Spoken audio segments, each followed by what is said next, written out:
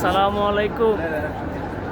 এতদিন আমাদের প্রবাসী ভাইদের মুখ থেকে শুনতাম বা ভিডিও দেখতাম যে মক্কা গড়িটা আবার আজকে আল্লাহ তৌফিক দান করেছেন সুযোগকে দেখার, সেজন্য আলহামদুলিল্লাহ। আলহামদুলিল্লাহ, দেখা পাবে। সবাই আমাদের জন্য দোয়া করবেন। আমরা কাকাবাদি যে একসাথে আছি।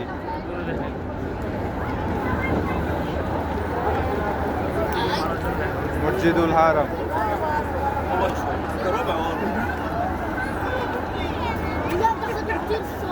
সামনের ক্যামেরা হলো দৌড় সবাই তাহলে আমি এই সাইডে যাবো। انت ربع وورا.